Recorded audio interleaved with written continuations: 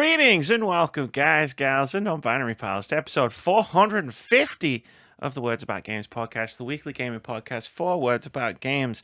I'm one of your hosts, Amy K. Alexander, and I'm joined this week by the quiz maestro themselves. It's Vitz Patel.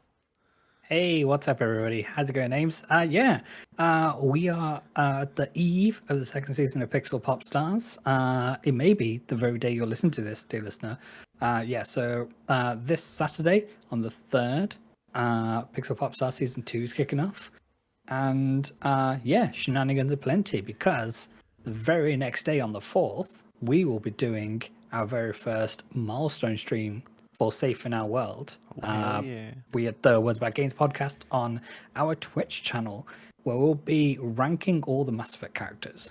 Oh yeah, we will. It's going to be a fun old time. Oh yeah, I'm expecting 3 things to happen. Can I guess one of them? Yeah. Moody to get real angry with us when we don't put Talia number 1. Well, it's a tier ranking system. So yeah, sorry. Like if she's not the top at S rank. Yeah, S tier, A tier. Like that was interesting to me when Moody and you did the Pokemon ranking on the charity live stream last year. I didn't realize when I think of tier rankings, I'm not like ordering the things like within if something's in S rank, it's S rank. It's equal, yeah. The way Moody was like building his tier, and I'm not like saying it's wrong to do it or anything. It just never occurred to me that like Moody's building his tier rank, and he's like, "Well, put this one ahead of this one," and then like it's this weird like I just never crossed my mind that you could use it for. It's another level, yeah. It is another level. Like I'm not doing that on Sunday. Like if you're S tier, you're S tier. Like. What are the other things that you're thinking of?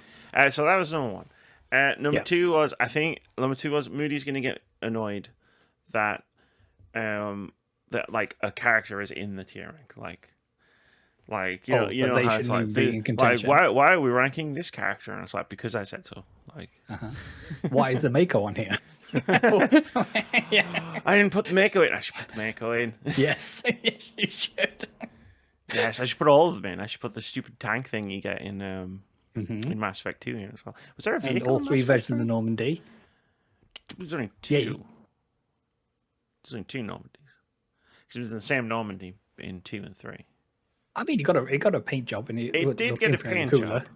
I have the Mass Effect 3 Normandy behind me. Yeah. But I mean, I'll just put all 3 in. That'll probably be what he gets mad at. They're the same Normandy. I mean, it's a different paint job. It's a completely different ship. Shout works. One flew under the Alliance, one flew under Cerberus. It's completely 2 different things. And the third one is we have like a soft target time, which was requested by everybody who wasn't me, not named names. And my third prediction is we go over that soft target time, but it's not my fault. Right, okay. Because it'll be Moody shouting at us, which delays us. Yeah, I mean, judging by everything I've just said, it'll be Moody shouting at me, specifically. But, like, I think everyone will get too passionate in defense or in critique of Mass Effect characters, and I think that's what'll happen. It'll be like I don't think we'll be like yelling at each other. They're the Protheans. None of this exists without these people. They need to go number 1. Yeah, I don't think it'd be like. I think it'd be like 20 minutes over, but it'll just be because like some people might try and filibuster, even though we all have our own ranking sheets, and you can put whatever you want on your sheet. It doesn't matter. Yeah. To like anyone else's, but I think those are my 3 predictions. Well, we'll see. And my 4th prediction is my list will be better than yours and Moody's. I mean, it's all subjective at the end of the day, but dear listener, come join us on Sunday. I leaned into that in the post. Yes. This Sunday. So this Saturday, Pixel Pop Stars.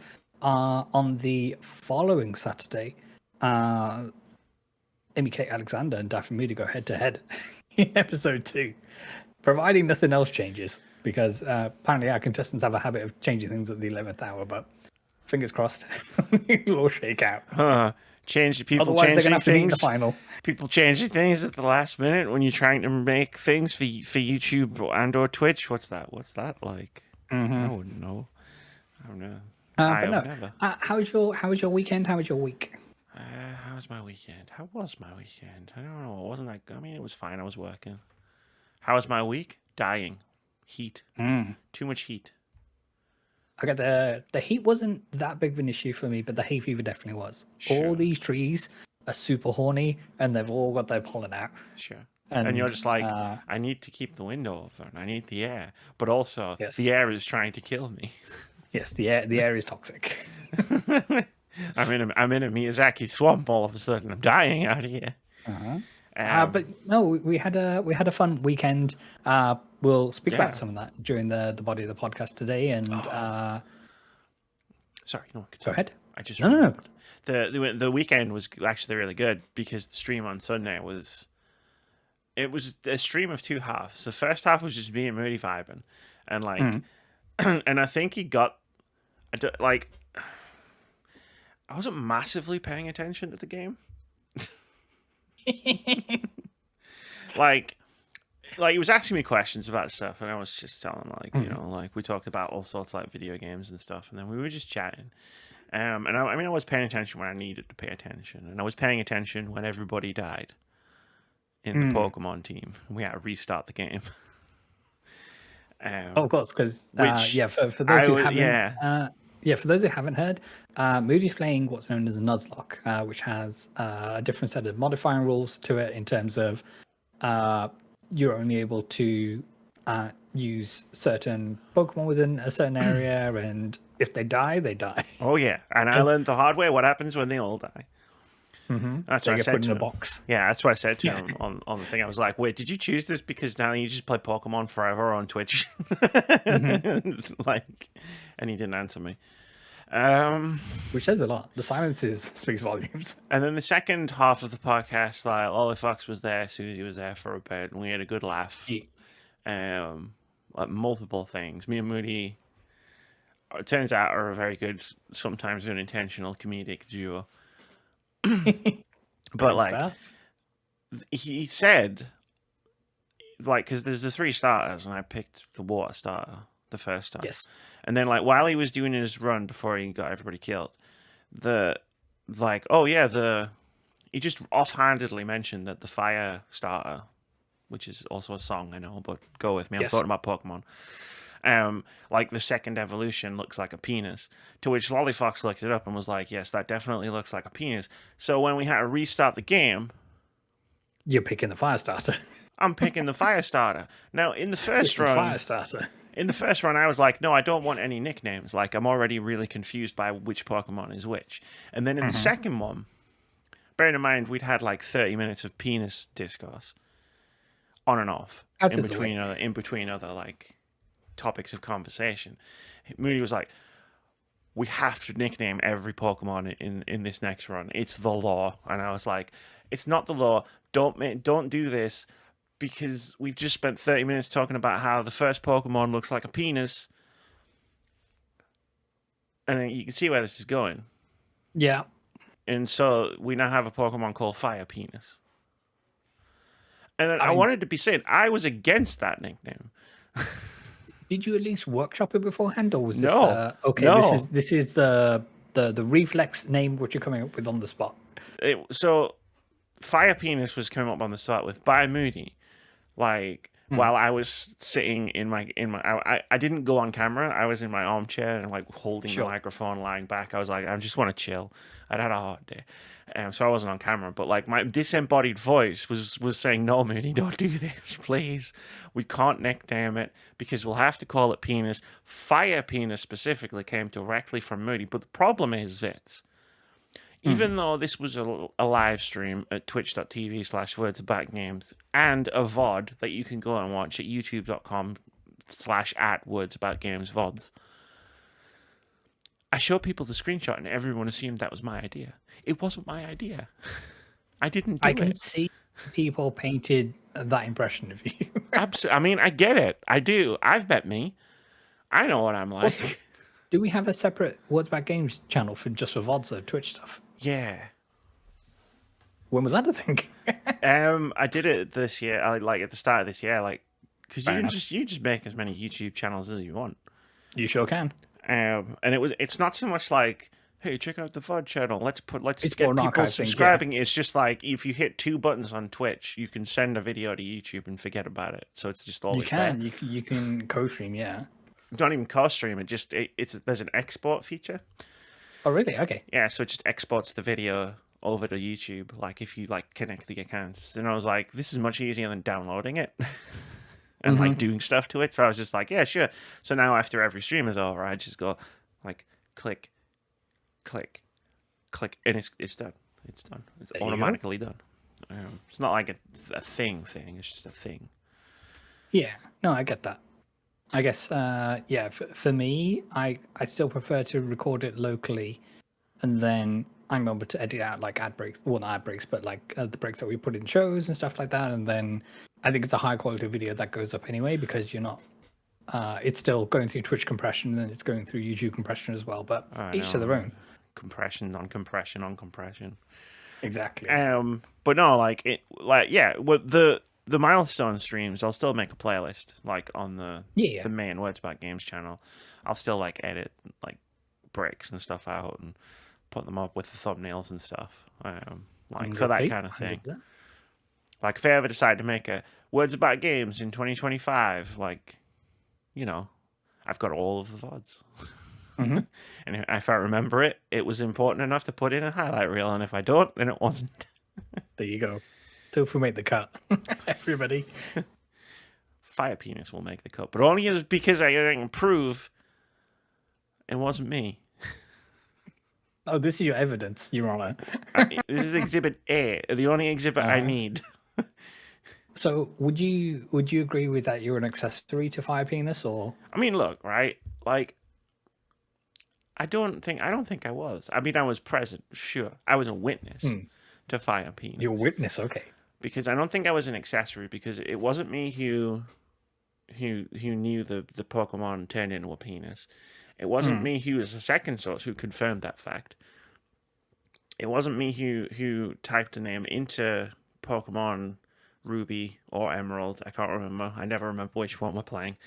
And in the VOD, you can clearly hear me saying, no, don't, please, don't do it. So I don't think I was even an accessory to this crime against Pokemon. I mean, that you're making a good case. I rest my case. Yeah, so in my mind, you're going full Maud Simpsons. No, think of the children. Think of the children on this mature-rated stream. Exactly. No, I mean, like, sounds like a fun old time. Yeah, it was fun. It was fun. It was fun. But like the entire time I was there, Vitz, and like, love Moody, love hanging out with Moody. It was a lot of fun to hang out with him for a few hours and shoot the shit. Like, this isn't a comment on hanging out with Moody. I'll hang out with Moody gladly whenever. But the entire time, all I was thinking about was I could be playing Expedition 33 right now. Yeah, so dear listeners, both Amy and I are Clair Obscur build at the moment, because we are all about that game. And yeah, if you haven't picked this up yet, then do yourself a favor. I imagine we come down slightly differently, although many of our thoughts are aligned, to be fair, that we've been chatting during the week, in terms of it is stunning to look at, running on UE5 from what I understand, and the art style and the art direction they've taken is insane. And yeah, this game absolutely sings, and I have been playing on PlayStation, and it looks amazing on that. And it's got a little bit of jank, and which is kind of, for me, reminiscent of like PS2, PS3 RPGs, where sometimes you're banging into invisible walls all the time, and you know, sometimes the lip syncing is a little off, but the gameplay and the story beats, at least for me, everything they're putting down, you forget about all of that. Earlier today, I got to a point where you come across a turtle, and the turtle's big mad, And he shouts at you, and he says, "Oh, now you're in for it." And then your lead character Gustav is like, "Okay, what?" And they're expecting something to happen, and then he just goes into the battle animation. And you start the fight. This game is hilarious. I know, Amy, you're fond of the Gestural Village. So yeah, like when I was tweeting, I tweeted a lot about Expedition 33, and I'll talk about some of my other Bluesky tweets later, maybe if I remember. But like, yeah, the game has one of the best intros I've played in a while. Yes. For starters, like that hour or two of like introduction before you even get to the game, perfect. Like, yeah, everything leading up to the title card. Like I said on Bluesky, it's like I missed this period of time when games could just take their time and start and not have to have an explosion because they think people are going to get bored like right off the bat. Because now I'm super invested in world and characters and what's going on and the mystery of the story and stuff because you've taken the time to explain it all to me in a really compelling way. But like, it's a very somber tone. Yes. And then you get to the part that you were talking about, Vitz, and the part before that, where I was just sitting here laughing my ass off so much at like everything that was going on. I was like, this is what's been missing from so many RPGs. Sometimes it just needs to be silly. Exactly. Sometimes you're walking around a village and you see someone sitting in a house that's on fire, and the line of dialogue is, "This is fine." I took a screenshot of that so I could start using it on Bluesky, like after an appropriate amount of time has passed, so that more people can have played it. I was like, "This isn't going to be one of my new things." This is absolutely fine. Some of the writing for characters which are known as gestuals in this world is fantastic, and yeah, in a similar way that like we spoke about last year, how Astrobot was like a gentle reminder that video games are supposed to be fun and supposed to spark joy and whatnot. This is another reminder that video games can be hilarious. They can. And they really it's can. Brilliant. It brings back to my mind like the classic like JRPGs where it's like, you know, like Final Fantasy VII, where like the super bad thing happens, and then immediately after that, like 20 minutes later, you're doing a snowboarding mini game, and it's like the Yakuza balance that me and Moody always talk about, where it's like it's a super serious and deep story that really can like, you know, like it's a very powerful drama, but then also it's the stupidest thing you've ever played. Yes. Also cabaret. Also, karaoke. but like more games, I think more like it's almost like it's not taking itself too seriously while still telling a very serious, like, and cool, dramatic story. Yeah, the voice cast is absolutely stacked in this game, and I don't think I found like 2/3 of the characters yet. Even the small collection that I have so far. Yeah, so Charlie Cox of Daredevil fame is leading the gang, and Jennifer English, who you may know as Shadowheart, stars in this as Mael, and yeah, there's so many decent voices and amazing voice actor in this. Every party member, because I have them all, a trophy popped up. Okay. I was like, "You've got all the party members." I was like, "Cool, thank you for letting me know." They're all phenomenal. Yeah, the acting is like top notch.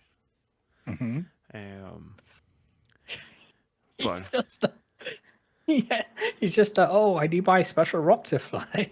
Oh, I bet it's all the way in this forest over there. No, my neighbor. He's just next door. No, he's my neighbor, Francois. And he's known as Francois. And they're just yelling shit to each other. Yeah, he's shouting at each other. Yeah. Stop sending ruffians! Stop sending hooligans to my house! It's genuinely, I was just sat here playing it like in joy, like just pure and joy. And the music is phenomenal, and I have the music to Lumiere stuck in my head all the time, and every now and then you fight a mime, and that music's phenomenal as well. With the accordion music. Yes. And you know the developers leaning into it, and So much so that there's a alternate outfit that you can give all your party members, and it's literally called Baguette, and it's stripy tops, red berets, sunglasses with a baguette strapped to your back as well. Yes, exactly. An actual baguette. Like, I'm looking forward to when you finish it, when I finish it, and then when we can sit down and on the podcast and just really fucking go into it. Like, Absolutely. we haven't done an episode where it's just like, all we're going to talk about is this one game for a long while. But I feel like I have an episode. I feel like there's an episode in me of like, I just want to talk about this one game, like, for the entire episode.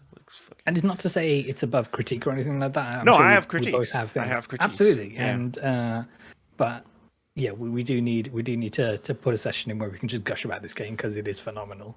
And it's interesting that the top 3 highest rated or reviewed video games of this year are not full price games.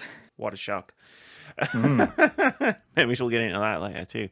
Yeah. But yeah, no, like the stuff, there's a lot of stuff around this game that pisses me off. It's got nothing to do with Clair Obscur Expedition 33 or the developers itself. It's just like, I've been popping off on Bluesky a bit.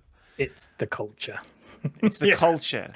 Like, I've seen so many people like, oh, look, see, a studio of 40 people like made this game. Like, look, see, it doesn't take thousands. And it's like, bro, you should, like, if you go to Google, you can find out that 400 plus people actually worked in this game. Because outside people came in, because they outsourced a lot of the work. Like, and you can have one person on the writing staff though, and she absolutely popped off. Did. You can have a conversation about that, like about a small studio that like has the core idea that outsources and stuff. But like, I've seen Eurogamer's review of Clair Obscur Expedition 33 says this, like, in its review, where it's like a team of 40 people, and it's like, you finished the game, you should know that's not true. Yeah, you would have seen you saw more than 40 credits. And then the other one is the Souls-like thing, which is just like, I can't get it. I can't get over it. Like it's like, do you know how much damage you do whenever you write an article like that says such and such is the Dark Souls of such and such? It's like, how many people you turn off? I have people like who I know would fucking love this game so much who would just like, nah, I'm not gonna play it. And I'm like, but it's not a Souls-like. It's not even close. There's maybe 1 or 2 mechanics which may have appeared in Souls games and pretty much every single video game at this point, but it doesn't make it a Souls game. It's like, if there are ghosts in a game, that doesn't make it a Ghostbusters game. Like, you know what I mean? It's like, okay, so you have bonfires. Yeah. Okay. Bonfires it. Like that bonfires, and you have equivalent of Estus flags, and that's around. And there's some real-time action things you can do during this turn-based RPG. Which you can do, in Super Mario RPG, which is a lot older than Dark Souls. Yes. We don't need to play it to compare everything to Dark Souls. I wonder if people say that about Dark Souls. It's a Super Mario RPG faction. It's a Super Mario RPG of RPGs. Maybe. I don't know. I wasn't really paying attention when Dark Souls came out. There probably was some bullshit comparison thing. It's the Devil May Cry of RPGs or some bollocks like that. It probably was. But yeah, no, it frustrated me a lot. Like, because, like I said, like, I had a public interaction on Bluesky with someone who was just like, I don't want to play this because it looks like it's a Souls game. Yeah, I saw that. Yeah. Like, no. Damn you. And given the way the world is and the news that we had today about all the prices going up, it might be the last video game I ever buy at full price on day one. So let's lock in and let's enjoy every single bit of it. Yeah, all right. Jesus. But let's not talk about that right now. Nope. Spoilers, foreshadowing segue. Yes. Instead, so the last few weeks Amy's been coming here with a list that she's found. And we've had a great time. I did not anticipate this to be a reoccurring thing. This is the 4th time in a row. Sort of. Here's the thing. 3 episodes ago, it was the BAFTA Most Influential Games list, which we were half and half on, I'd say. Yeah. And then Amy randomly found a Game of the Year list from 2002. And then Amy specifically found the 15 most influential games of the 1990s. Those were all a lot of fun.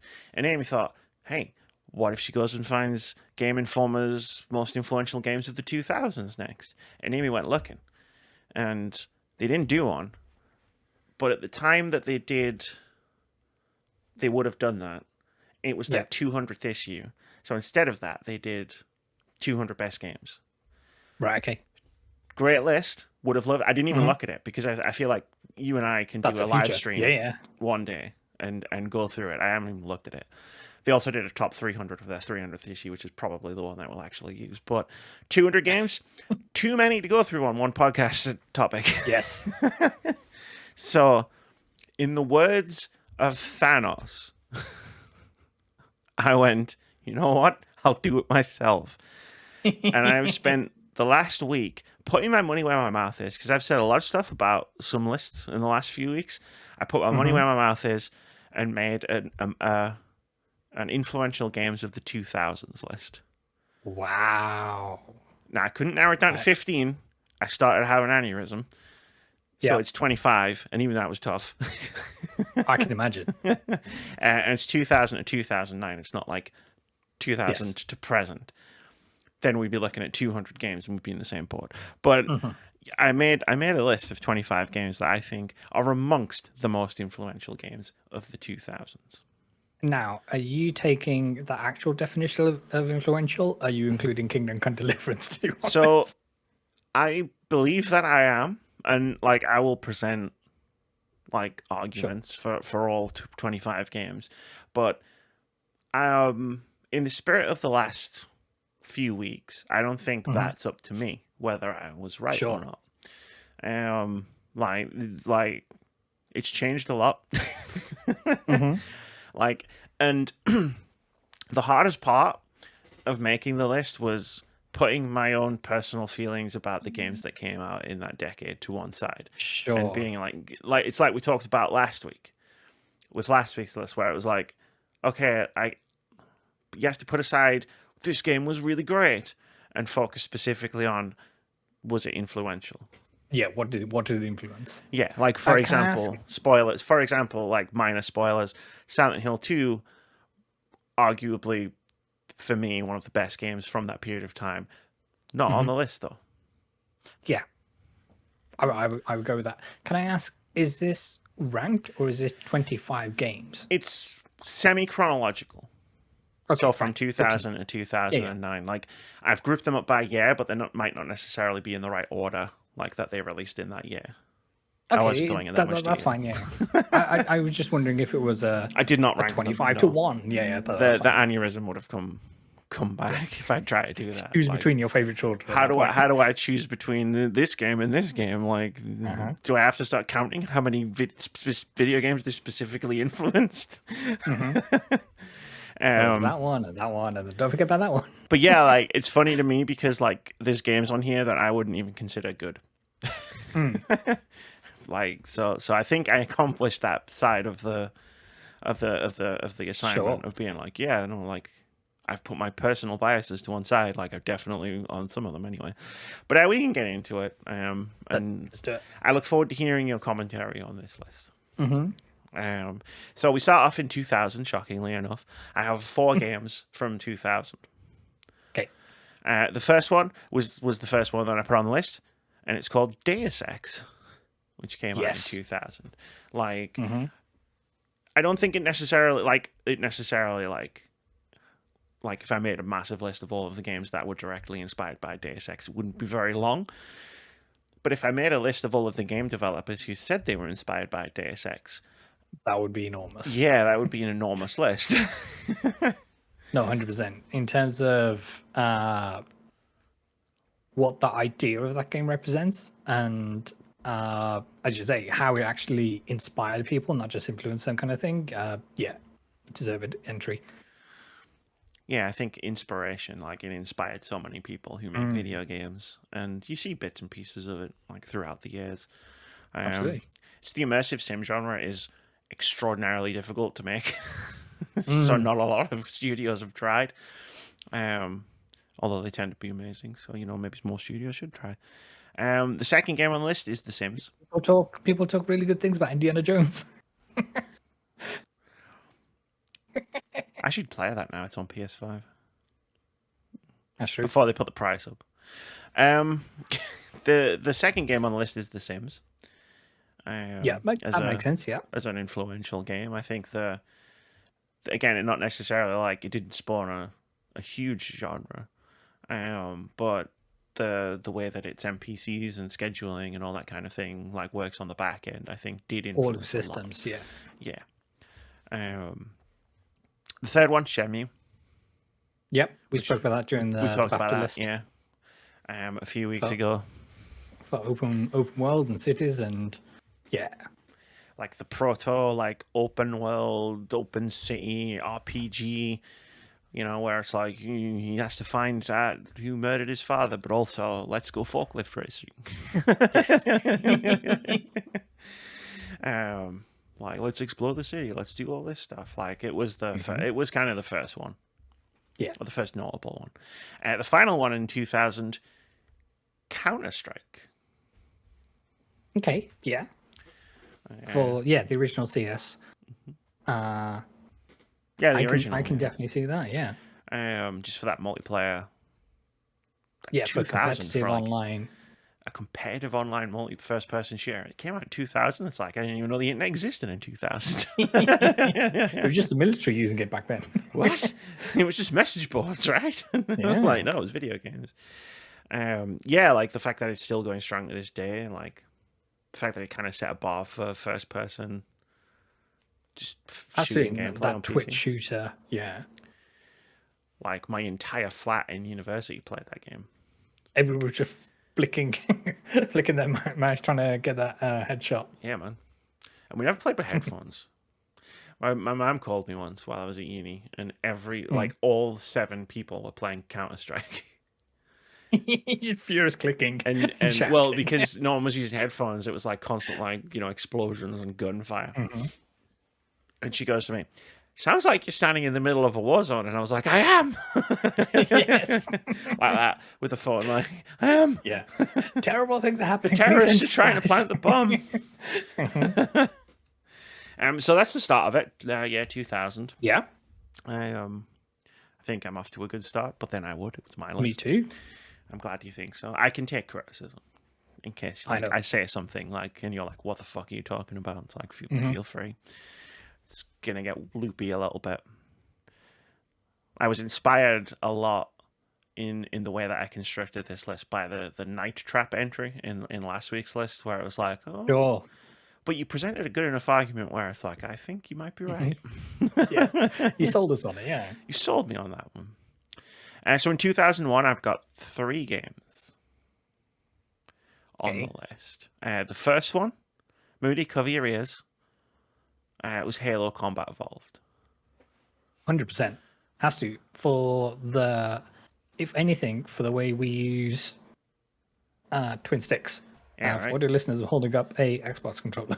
And I've got a PlayStation controller, which is probably heresy, but there you go. Yeah. It'll come to that system soon enough, don't worry.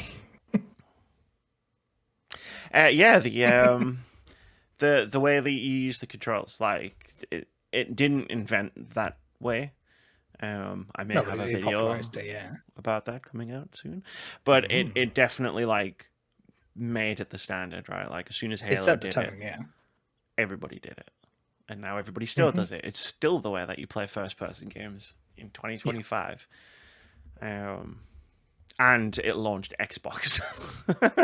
If Xbox didn't have Halo, I don't know if they would have sold enough Xboxes to keep making Xboxes. All we would have had was Bill Gates jumping over that chair he did weirdly that one time. Yeah. And nobody wants that. Nobody wants that. The second game in 2001, Devil May Cry. Yes, 100%.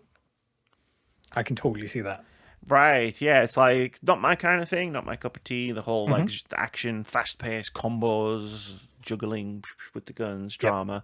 But I could see it basically invented that genre of video game. Yeah, and I can see how, uh, at least in tone, it set the scene and was one of the many games which popularized, getting S ranks on things and in the various different missions and whatnot, and having that just super fast paced action. So, yep, love Yeah, that. anime as fuck. The main Hmm. thing I know about Devil May Cry is it was originally Resident Evil 4 before they were like, we can't release this as a Resident Evil game. Um, It's like Resident Evil 5. Yeah, don't worry about what came before. Just send it. just send it, yeah. But yeah, no. So Devil May Cry, and then the last one from 2001, Super Smash Brothers Melee. Yeah, Melee is the one that people hark back to, and uh, yeah, for people who looking for the next Smash game, they want it back to basics, and they want more a Melee type experience. So yeah, 100%. Yeah, so I put it on the list, because obviously there were Super Smash Brothers games before Melee. Mm-hmm. Two or one? I can't remember. I think there was just one actually. Brawl, right? The 64 one. Oh, so yeah, I think it was just Super Smash Brothers. yeah, I Smash. saw there's a very funny, and this might be related to a video that I'm making. There's a very funny advert for the N64 Super Smash Brothers. It's very funny, but for the esports and the competitive scene, like the fighting game community. Oh, Evo alone, yeah, 100%. I think Super Smash Brothers Melee specifically like birthed that as we know it today, and they still do. Like the Super Smash Brothers Melee is still a massive like game in the 100%. competitive fighting community. I think it helps that because the roster wasn't as large as other Smash titles, it was easy to balance. Sure, Yeah. except I still hated Pikachu. Man, he'd be flying through the air and it'd be like, and my friend would be like, Pika, boosh, Pika, boosh. We banned Pikachu and Jigglypuff as well in my house. It's not cool when you're like coming back to the stage and Jigglypuff just goes Jiggly, and then you fall asleep and die. I mean, you do what you got to do to win, right? So those two characters got banned. I actually like both of those characters. So in 2002, I've got one video game. Okay. Just the one. I think 4 is the maximum number I had from like a single year. From each year. Yeah, I have something for every year as well. But the 2002 video game was Grand Theft Auto 3. That makes sense. That makes a ton of sense. Yeah, it's like you can't not, right? Like, Yeah. I did consider deleting it because I already had Shenmue, but It's a different kettle of fish. yeah. It's so much more that was included in that world in terms of what you were able to do outside of just the main missions, and how you can just spend the entire evening just doing anything but that to say, right, oh, I'm going to find all the super jumps, and I'm going to get like a banshee and just drive down the road really quickly, and I'm going to input all the cheat codes to get infinite guns and infinite ammo and all the rest of it, and Just kill all the cops that try to like come and kill me when I get the max star. 6 stars, that's right, yeah. They're tanks and Fuck your helicopter. Yeah. But yeah, no, like I think with GTA 3, like Shenmue and GTA 3 kind of like influenced the same sort of like genre or like the same type of games, but I think to use an analogy, it's like the games that were influenced by Shenmue went left, and the games that were influenced by GTA 3 went right. Yeah, absolutely. And I think it's a watermark for, what's the best word? Mature content, not so much. Obviously, it was all satire and it's all sensationalized. Mature and mature. Yes. Yeah. It was both kinds, like lowercase n and uppercase n. Yeah. Like how this game is, and then there's gamers. But that was the only one for 2002. So I'll quickly jump into 2003, for which I have 2 games. I have played neither of them. The first one is Dota. Okay. Which it's a mod, not a game. Blah, blah, blah. Yeah. I did go back and forth between including Dota or like going back to a couple of years and including Warcraft 3. Because Dota was a mod for Warcraft 3, which then spawned Dota 2, which was its own standalone game. But I just decided to put Dota on the list because that's kind of where the MOBA games started, realistically. There were MOBA games before that I think you could call MOBA games. Future Cop LAPDs on PS1's like multiplayer was definitely a MOBA before before there was a MOBA. But with I think it all started with Dota on Warcraft 3. I'll go with that. Just nodding anywhere. I don't know. You stopped saying words that make sense to me a long time ago, Amy. Defense of the Ancients, it was called. Yeah, that's what Dota stood for. Yeah, and it was a mod for Warcraft 3, Reign of Chaos, which is a game I also did not play. Keith loved that game, and he always tried to get me to play it, and I just never did. I think my argument at the time was, one, Halo existed, and that was all I was doing with my time. But I think two, I was like, I don't want to build a strategy game where you don't build a base, which was stupid. Like, past Amy was an idiot. The second game from 2003 was Second Life. Yes, I could totally see that. Yeah, so that was the MMO where essentially you led a second life. It was supposed to be so realistic that you would essentially live out the rest of your days in front of your computer. Yeah. I think we tend to do these days anyway, but that's beside the point. It was a virtual world. It was definitely an MMO of its time. You know, a lot of user-generated content, where it's like you go to a place and you go to someone's place, or you go to someone's house, or you go to someone's shop. It's like, but it was like the blueprint. It's kind of like the blueprint for the online spaces that we inhabit today, almost. Just a lot more restrictive because there are fewer of them. But I felt like I couldn't do a list of influential games without including Second Life. Do you have any more from 2003? I do not have any more from 2003. May I put a suggestion out there? I'm not saying it needs to feature in your list, but just give me your initial thoughts. Need for Speed Underground. I don't know. So for its influence of licensed music and incorporating that into racing games, for being part of car customization culture, and obviously it heavily relied on the Fast and Furious movies of the time.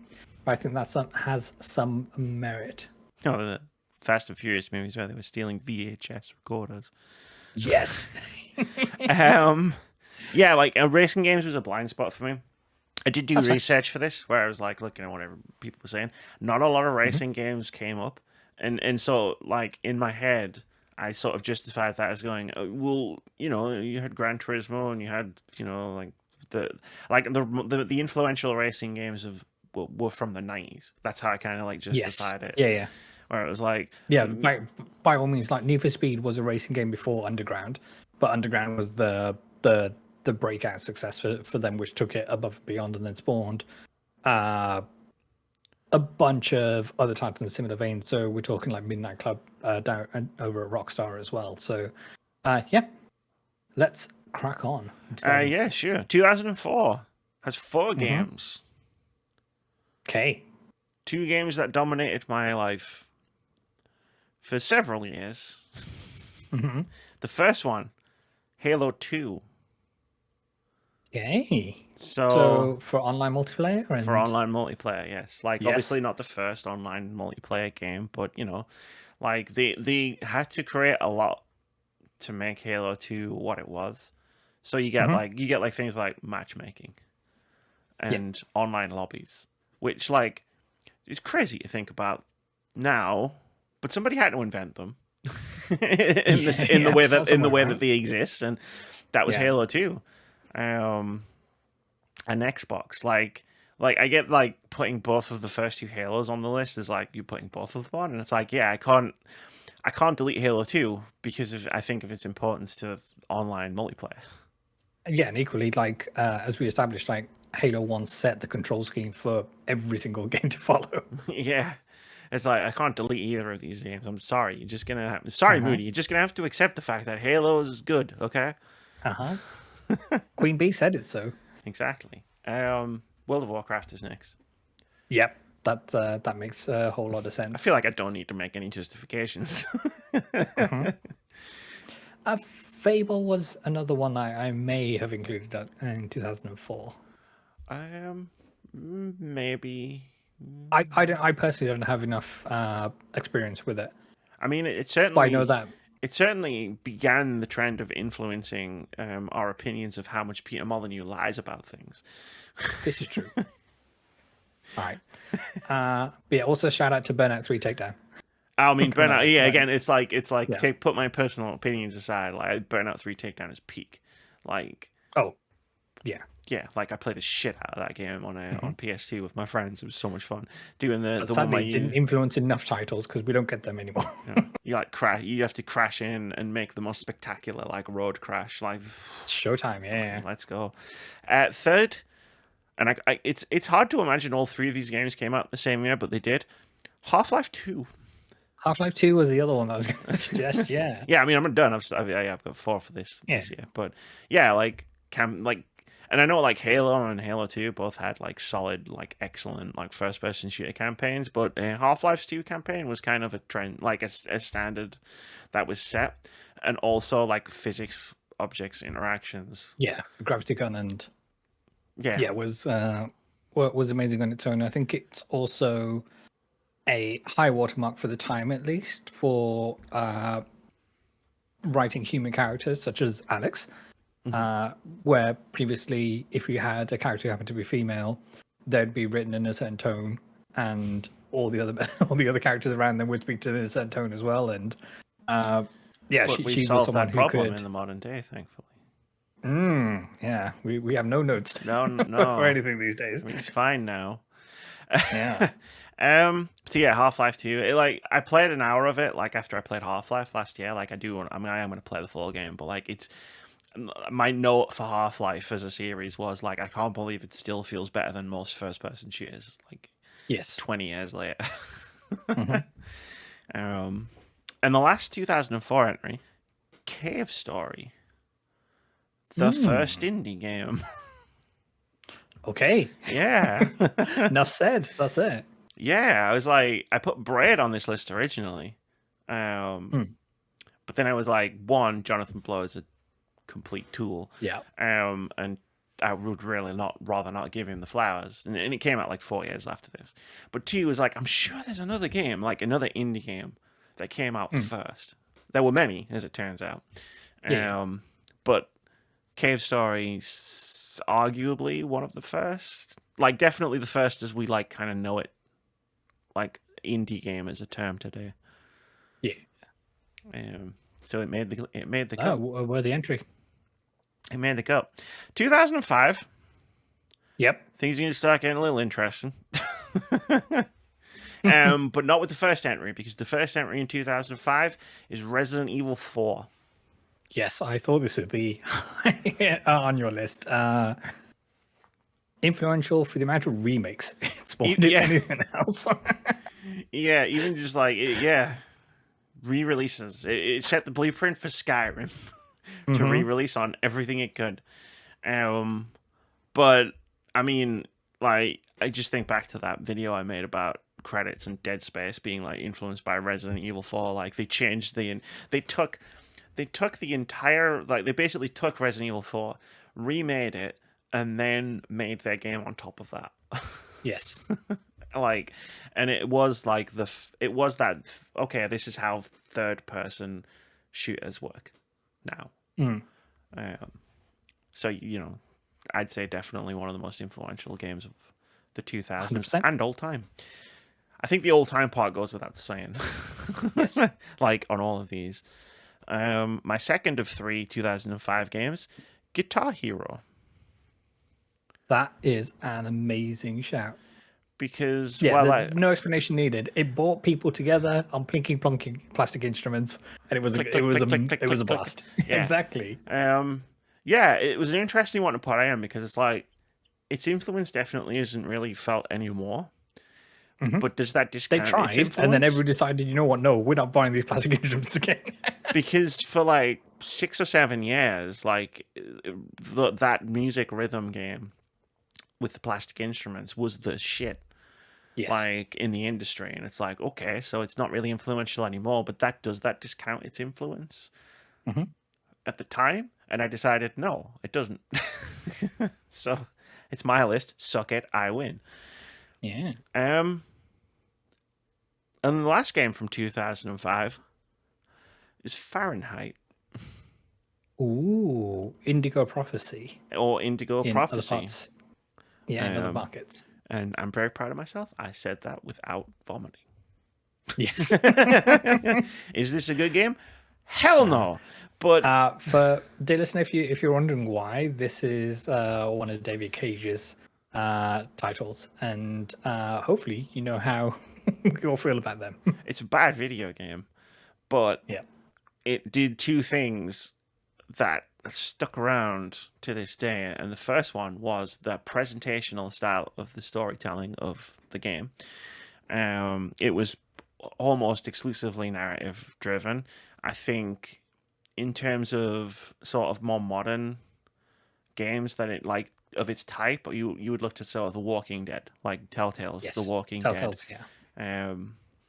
I think definitely took a lot of cues from that presentational style and also from the gameplay style, because what was most notable, I think, about Fahrenheit, apart from some of the scenes in the game that happened, were the fact that it was fully QTE driven gameplay, which was a novelty at the time.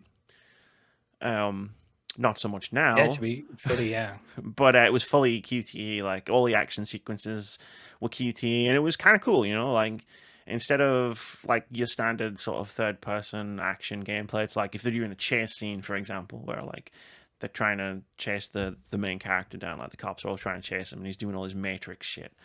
Like you push the buttons and the things happen on the screen, and it was like, this is so fucking cool. He couldn't do this in Max Payne or like Resident Evil, you know. And he's like doing fucking runs up the wall and backflips, and it's just, at the time it was kind of cool. No, 100%. Now it's a great fodder for making fun of. Fahrenheit didn't age well as a video game, but also like there's some shit that happens in that game where it's just like, oof. Even at the time, oof. Yes. Yeah. Is that the list for 2005 It done? sure is. So, a game which apparently is 2005 here. I always had it down coming out 2006. Shadow of the Colossus for me. Yeah, just in terms of having a world that is so desolate, and the only creatures that you come across of any significance are the 16 colossi, and the bond that you have with Arrow the horse in that game, I think ties in so well when you get horses like Roach in The Witcher. That's the first one I thought of as well. Yeah, exactly. It's like, damn it, Roach, get down off that ceiling. Yeah, absolutely. And it's forming a bond that has no words. And Yes. yeah, I think that is a very, very special game, and I think it influenced and indeed inspired a lot of people as well. And yeah, there's a ton of indie games which have been inspired by that as well. Where is it Titan Souls, where Yes. essentially it's just a boss rush, but they are like giant colossi type creatures as well. Oh yeah, it was Titan Souls. Great game. Yeah. Yeah, no, like Shadow of the Colossus was the one that went off. And in the end, it was like, it got squeezed out. Because I did like, when I tried to do 15, I was like, okay, I'm going to set it at 25, but that's my hard limit. I'm not adding anything more than that. So it was like, I make some tough choices. 100%. But yeah, no. The other game I may have included, sorry to speed us along, God of War, the original for PS2. Yep. Went on, came off. Yep. Had Devil May Cry, thought, that's going to have to do. But yeah, no. Good shouts. Very good shouts, both of them. Let's do 2006. Yeah. I have 2 games for 2006. Maybe with them. Gears of War. Yeah. Easy gimme. Third-person cover-based shooting. Like, Yeah, thankfully nobody picked up on that roadie run because that always makes my stomach. Oh, I hate the roadie run. And I'm so glad active reloading didn't really take off either. Because Jesus fucking Christ, I hated like having to like do a mini game to reload my fucking gun. Like I remember I played Gears of War 1 and Gears of War 5. Is that the newest one? Yes. Yeah, 5 I played 1. My intention was to play the trilogy. I got bored after the first one. But then I played the 5th one when it came out because I was reviewing it at the time. And like I just let my gun I just left it. Like I didn't even try to active reload. I just was like, cool, this is how long reloads take. Yeah. Because I'm trying to like concentrate. But yeah, no, for that cover based shooting, like and like the style of the game. The style of the game as well, like you have your squad guys, like the story is told a lot through like when you're just walking around between the combat maneuvers, the combat arenas, and it's like, you know, you're running around doing stuff and the chirping between all the different characters, like I feel like that sort of came from Gears of War. And it inspired so many developers to think, you know what, color palette, let's go brown and brown. Oh, that game's coming. The game that turned all games brown is coming, don't worry. But for now, a game that did not turn all games brown, but also came out in 2006, Wii Sports. Yes, that was going to be one of my suggestions. 100%. One of the watermark and standout titles of video games itself. Not only for the units of sales it did, but possibly one of the best pack-in and launch title games ever to help shift the system. And had it not been packed in, the Wii wouldn't have been half as successful as it would have been. It's like, what are all the parents and grandparents who are playing video games for the first time to play? Like, with, you know what I mean? Like, I played it with my parents a couple of times, and then they fucking bought their own Wii. Exactly, that's it. And just like the deluge of that type of mini game that came after, even just on the Wii, just contained the Wii, wasn't just contained at the Wii. It spread everywhere. But there was PS3 Move Champions and all sorts. we all had our ones. Those bloody, yeah. I'm not gonna say what those looked like, but yes, those were certainly some magic ones. But that's 2006. Yeah. Yeah, I mean, there's obviously other standout titles on here that came out in 2006, but in terms of influential ones, I agree with your list. Oh, nice. Thank you. I've got 2 for 2007. Hit me with them. Do you want to know what game actually turned everything brown? Call of Duty 4 Modern Warfare. That's the one. Like, I put Halo 2 on the list, and I had Call of Duty. And in my head, at first, I was like, Call of Duty 4 was on here because of its multiplayer. And then I was like, but, I mean, if we're doing influential based on multiplayer, Halo 2, like, kind of did all that stuff, like, first. So maybe I could delete Call of Duty 4. And then this core memory unlocked in my brain of the 6,000 games that tried to be Call of Duty 4 Modern Warfare. Yes. That came out after it. And I was like, no, I can't really delete this game. Yeah. It's like, no, 100%. If you talk influential, it's like, yeah, it was definitely influential, all right. Everyone wanted to be this game, and it sucked. Like, I loved Modern Warfare. I loved playing that game, that first game, on Xbox 360. Like, it was a way I kept in touch with some of my friends when I was living further away.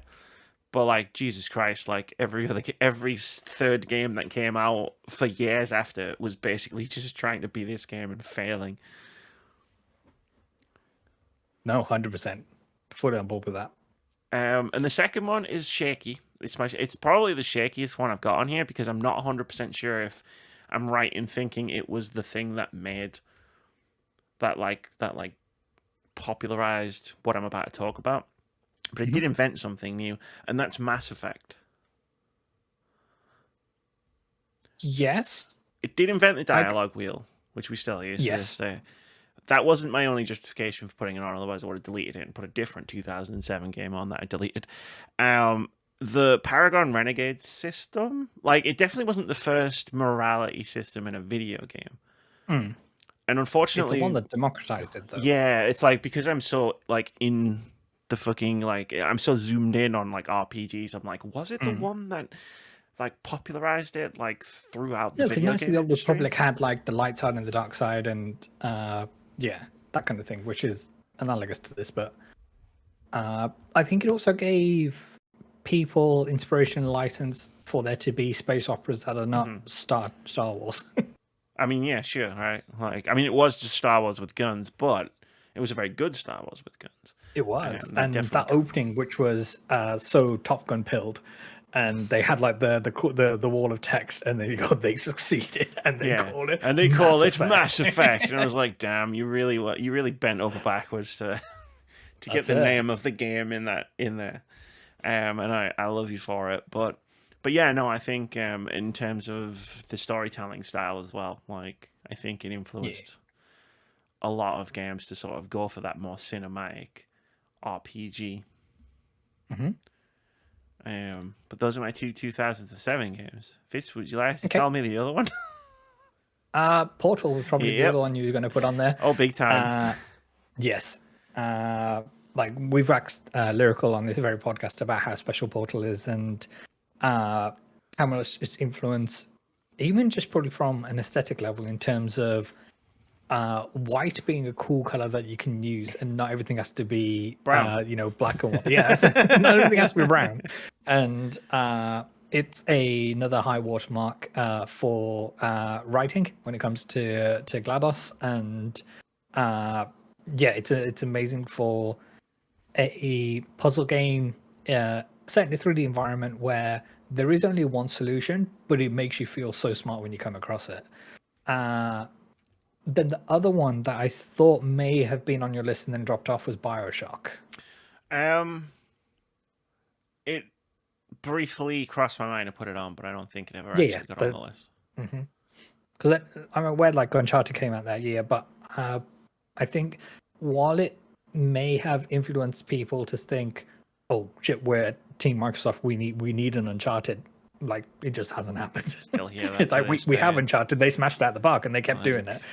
Don't make somebody else's thing. Make your own thing. Different. This is This is fastly evolving into a different topic.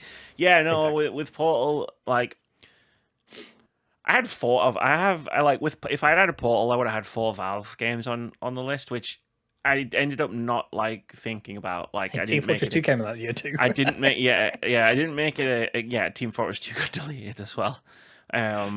And that was hard. Like this could have been like 1/5 Valve games. Yeah. Sorry, Karen. In the end, with Team Fortress 2, like, I sort of got rid of that because I had a lot of multiplayer stuff already that I felt covered it, and I feel like if I was to make the next list, like the 2010s list, like Overwatch would cover the hero shooter thing. 100%. And with Portal, it was a case of a lot of the things I would say about Portal, I would say about Half-Life 2.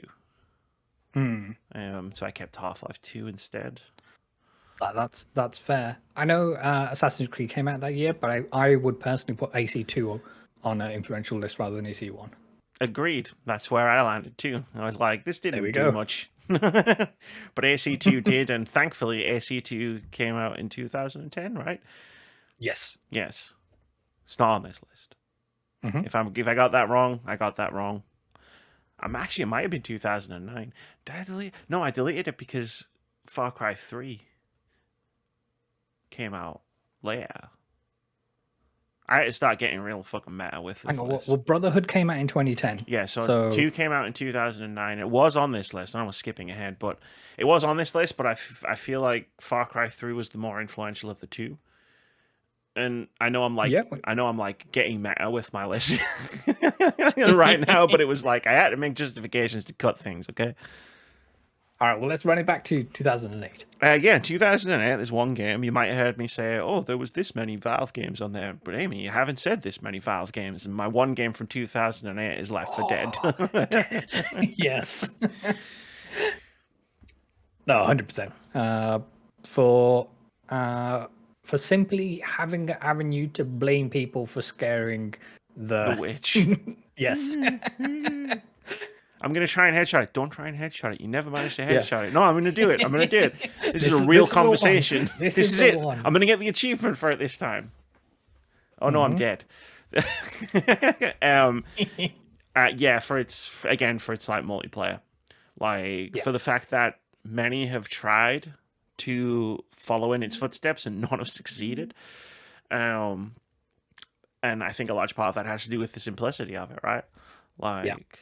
There's not that much going on in the game, but there are so many millions of outcomes to every little choice that you make in the game, and the fact that it's just this quick, simple, you drop in, you play it, you drop out, it's a good time to hang out with friends. But also from a game design standpoint, the AI director, yes, was that's probably the game changer. Yeah, the thing that was happening in the game that was well, you're getting through this pretty easily.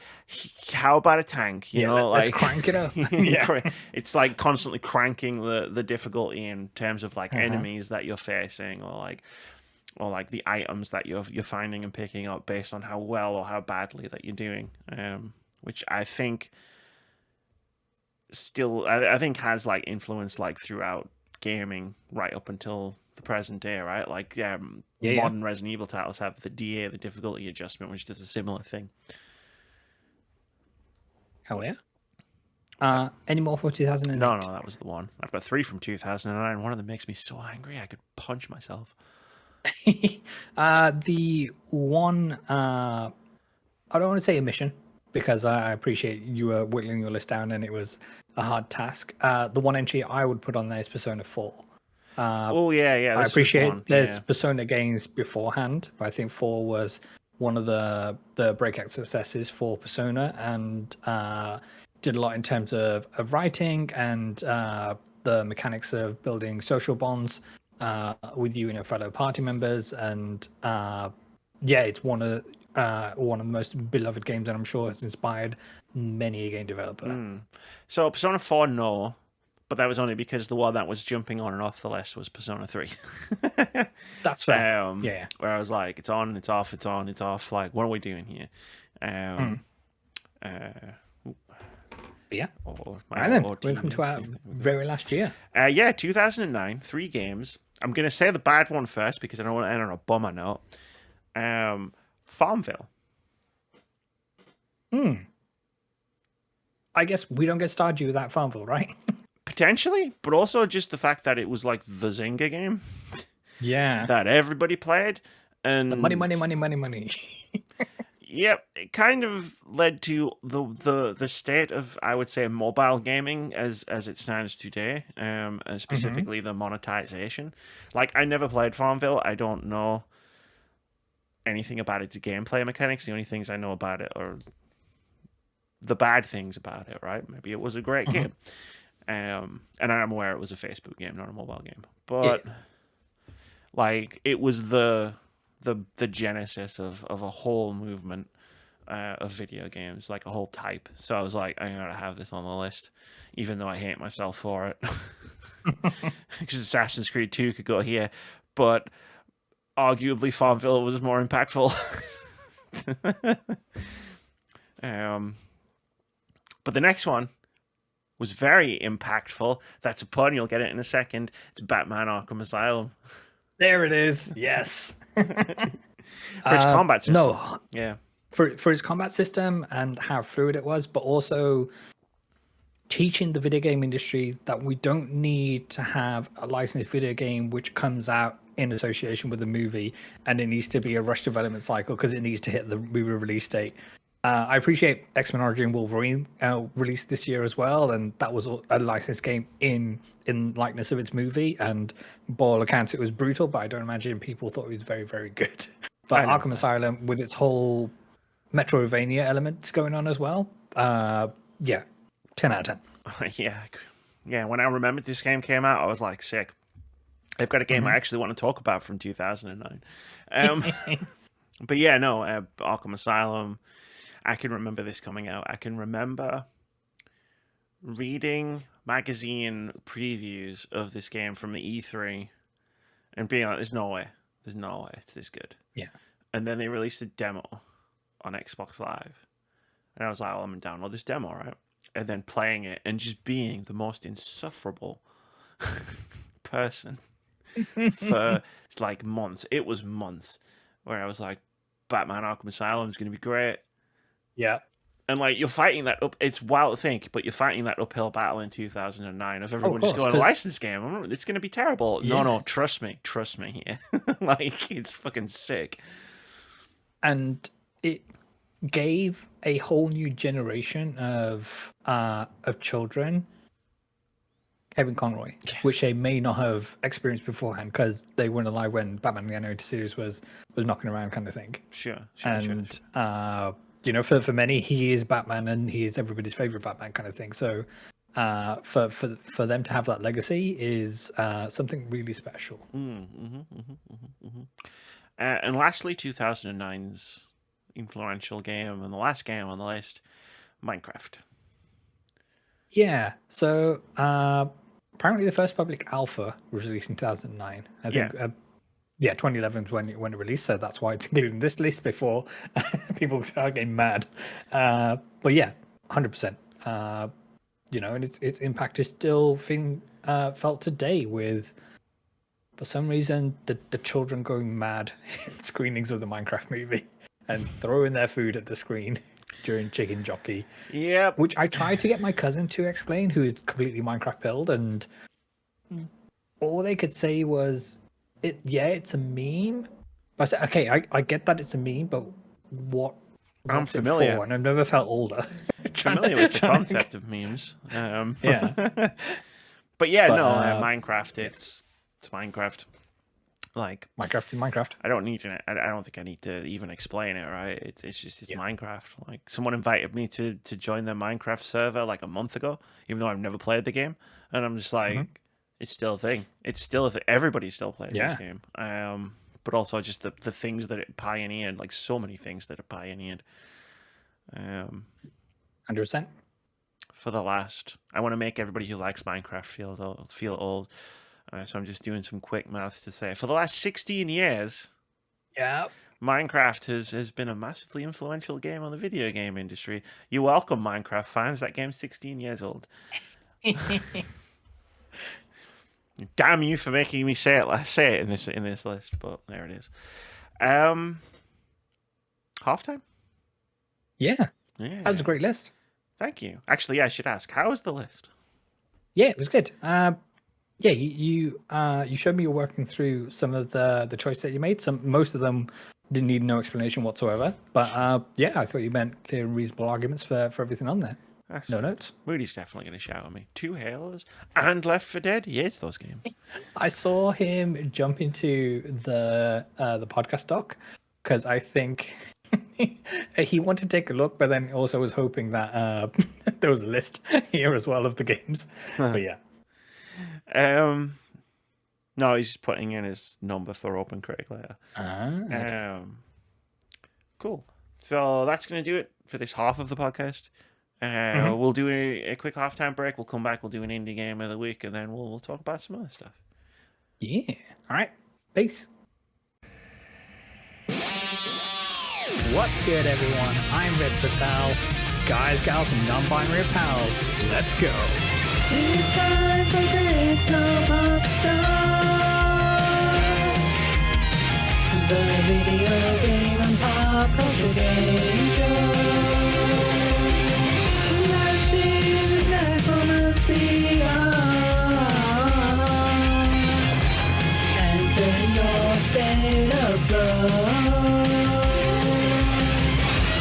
Catch season 2 of Pixel Pop Stars on Twitch and YouTube at Vitz Patel. Hey. Hi, we're back. Hey. What's up? Exactly. You just heard some more about Pixel Pop Stars, the video game pop culture game show, available on Saturday. Twitch.tv/Vitz Patel. Does it still work? Hold on, let me try it. This Saturday doesn't work. There's too many syllables. Sunday. There's too many syllables. Doesn't quite work, Yes. does it? What if I just did it like with the elongated last final syllable, like this Saturday? See, well, the noise gate cut you off. Discord was doing Discord things. Whew, luckily, there's no noise gate on my end. That's true.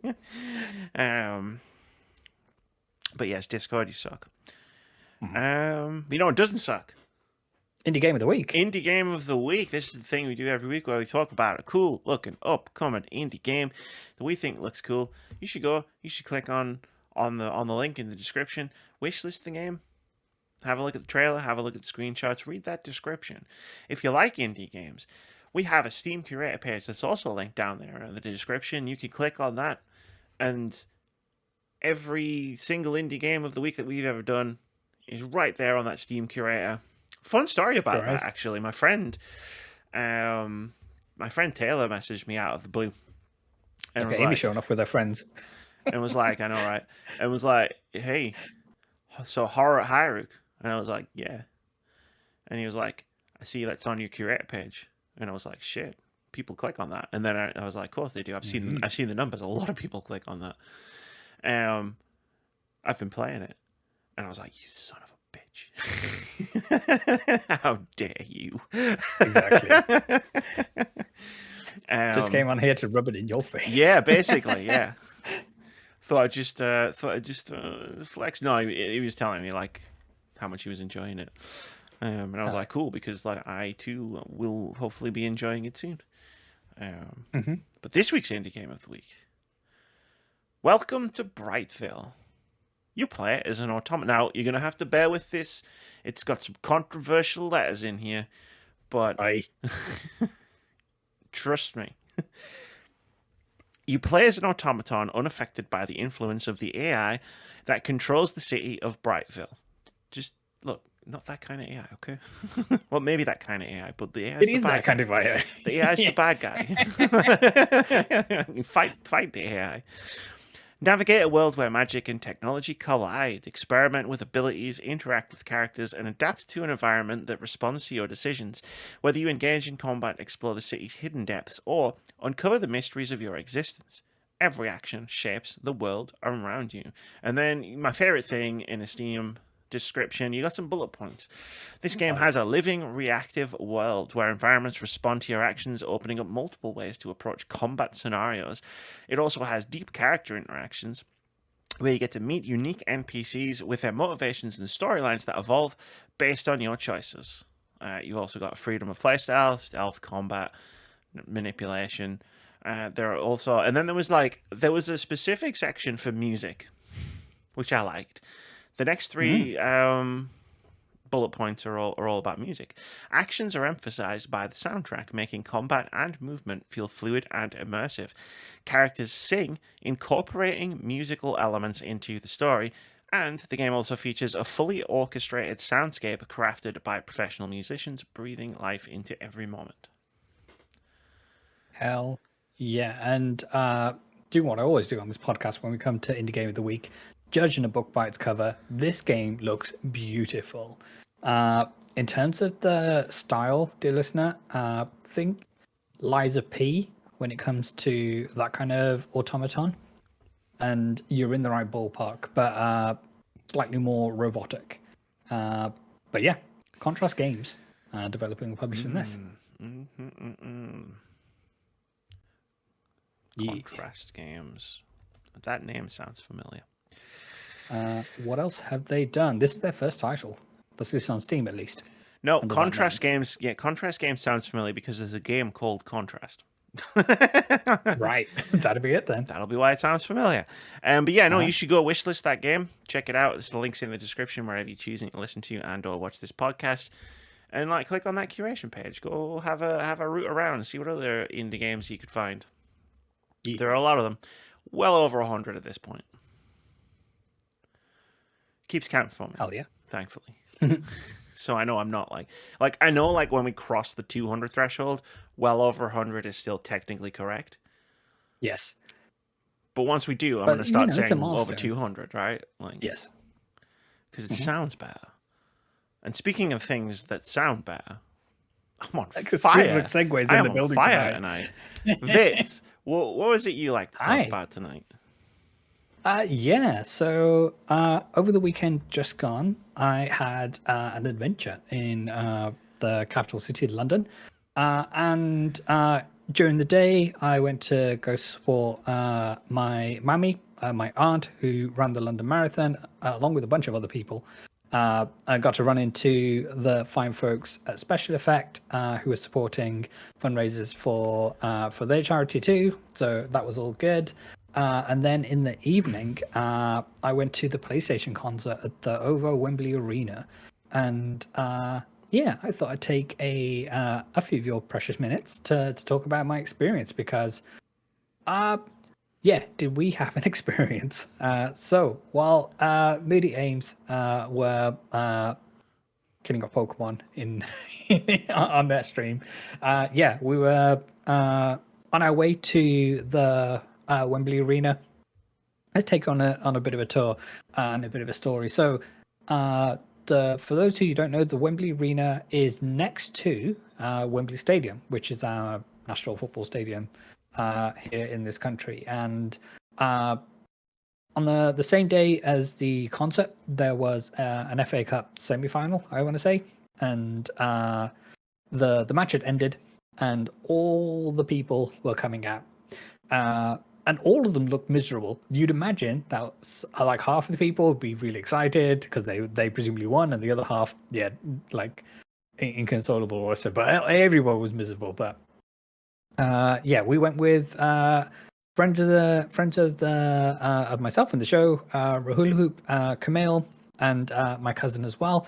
And yeah, so we went the long way around in order to avoid all these queues and not get beaten up by football hooligans who are in a bit of a mood. So we get to the venue itself, and here is where the shenanigans begin. Oh God, was the guy back from last time? Oh no, thankfully not. He may have been, but they may have been in a different part of the arena, but they weren't in my my vicinity. So we had like backpacks with us because we were like, you know, I'm going to spend the whole day in London. It was a particularly hot day. Carry my water bottle around, have a jacket for when it gets a little bit chilly later on and whatnot. And then the PlayStation website and said, you know, you can take a backpack in with you, all the rest of it. Then the people at Wembley Arena was like, no backpacks allowed. And it's like, what do you mean? And there's this huge queue of people arguing with the security staff there, saying, well, you know, it's got nothing in it. Like, do a security check, check the bag. And it's you can't do that. Apparently, small backpacks were allowed. So what we ended up doing was folding my bag into Camille's small bag, then just walking through security there. But this is where the story gets fishy. So apparently, the security people had a website they were giving out to people, Stasher something or other, and the premise was that you took your backpacks to a nearby hotel and you paid to have them stored there for the amount of time. Yes. Speaking to people after the venue, hotels in the area were charging £10 to hold a bag for 2 hours, which I think is unreasonable. It seems like an inside scam that all the security people are running because, like I said, the event website said take whatever you want, and you like the arena will have their security checks and all the rest of it, which is understandable. Yeah, because that's how it worked at the Final Fantasy concert, wasn't it? Because I had my 100%. bag with me, and like they just searched the bag on the way in. Like they give it the ocular pat down, and then in you go, right? Yeah. So with myself, my cousin Rahul, and Camille, 4 brown people walking up, and then we walked through the sensors, and then Rahul, who was the rear of the party, one too many brown people, so the buzzers went off, and he got racially profiled, and he got searched. So we ended up getting in the merch there. I'm not particularly one for merch, especially at these events. You know, typically they're going to be overpriced and all the rest of it. Ames, they had a PlayStation baseball cap, and it had the word concert on the side of it. Okay. Give me a guess of how much you think Oh. would be a reasonable amount to pay versus what they were charging. Oh, okay. So you're not asking me to guess what they were charging. You're asking me to guess what a What? reasonable amount for a baseball. I'd like two values: what you'd be reasonable, what you believe is reasonable to pay, and what they were actually charging. Do you? I have a question. Sure. Do you remember how much they were charging for those little Buster swords that lit up? Yes. How much was that? The Buster swords were 70 apiece. Okay, interesting. That's gonna set. But that is Square Enix money. So No. I'm just thinking like I'm reorienting myself for like overpriced crap. It's not crap. It's a really good thing. But £70 for a little Buster sword that lights up at one concert. You know. So I think reasonably, I'd say what 15, 20 for a baseball cap. Yep. Maybe it's 25 just because, you know, it's a special cap that you only get at this one thing. I'm going to guess they were charging 60. Okay. So I think, 15, 20 is on the higher end of what I consider reasonable, but it's there or thereabouts. They were charging £40 for a baseball cap. Okay. And t-shirts, I think, were 45. But again, like none of the merch itself spoke to me. Key rings, they were £15, £15 for a keyring. But again, you know, the people who were there for merch, they got to do that. And then there was a like an augmented reality photo booth where you can have your photo taken with Astrobot, and the queue for that was enormous. But yeah, so we get into our seats. Ames, have you been to the Wembley Arena before? No. Okay, right. So, as you would imagine, most arenas, it's got a stage to one side of the arena, then seating all the rest of it. When we booked the tickets, we happened to because the whole idea was Lollyfox was going to come, and for that reason, we got wheelchair accessible seats and all the rest of it. So we thought, you know, the chairs are going to be big, lots of space, and all the rest of it. Makes sense. Turns out these were not these seats that we ended up getting. They were up a flight of stairs and all the rest of it. So yes, that's one thing. Those infamous wheelchair accessible seats that are up a flight of stairs. Yes, of course. Then it turns out the seats are tiny. Now, I know I'm not the slimmest person there ever was, but it was unreasonable. The term sardines in a tin come to mind. Then the other thing was, we were sitting on one of the sides of the arena, as it were, and none of the seats were tilted in the direction towards the stage. So we're all in various like poor postures, trying to crank our necks around so we can see the stage. And how close I was sitting next to the person next to me, who was a complete stranger to me. The term I would use is intimate. But so the show itself we'll get to, but the venue 0 out of 10, never going there again. Good under any circumstances, because those tickets were £80 for what we paid for per seat, kind of thing. And that is an unreasonable amount of money for that experience that I got. And that was more than the Final Fantasy. That's more than Final Fantasy, yeah. Okay, but that is the majority of the negative stuff out the way. Well, we'll get to the content now.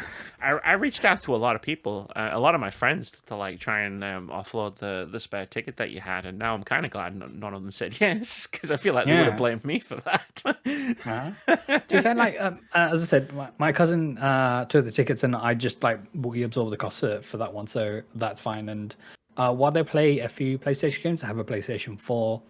I was speaking to him after the fact in terms of what is a video game that would get you to go to another show like this, and Minecraft was their only answer, which is fair. I think the Minecraft soundtrack has been inducted into the Hall of Fame for posterity and all that jazz. So yeah, more power to them. Yeah. Okay, so the show itself, so they have a giant LED wall at the very back. They have a small band in front of them, so it's not like a 40-piece orchestra or anything like that. I think they have like a couple of drummers. There's like a small string section, and then two lead singers. Lisa Olivand is the lead female singer. She was amazing, not only for the way she presented the whole show, but also had 5 outfit changes during the performance itself, and each of them were spectacular.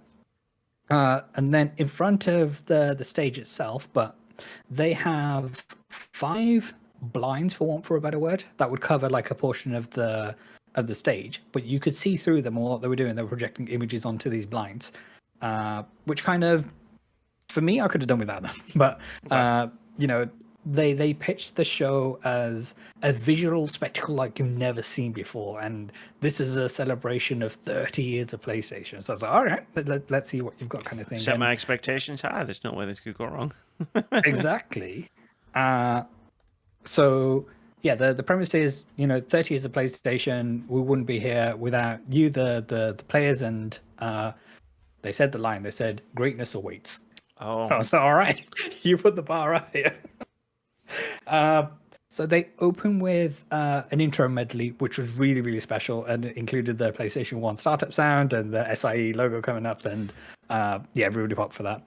Then, yeah, so 30 years of PlayStation, I'm expecting them to dip into, you know, the back catalogue, and I can see where this is going. yes. So they start off with Horizon. Sure. And I was thinking, okay, yeah. And then they played the Alo's theme, and then they played like 2 other tracks from Horizon, which was all very good, and the visuals was very nice and stunning and whatnot. I couldn't tell you what the names of these tracks were. Obviously, I would have heard them before because I played the video games, but they're not the ones which resonated with me. But you know what, Aloy, she's their girl. Happy days. Then they start playing Bloodborne. I was like, PlayStation have finally remembered. They've finally remembered Bloodborne exists. So Horizon gets 3 songs. Bloodborne gets the like a 2-minute edit of the main theme, and then it goes away. We get like right. one PNG of you know, just a generic gothic background, and then you got the hunter character up front with the red going on. The cover up. Yes. Yeah. And then it ends abruptly. And I was like, okay, we're getting something else.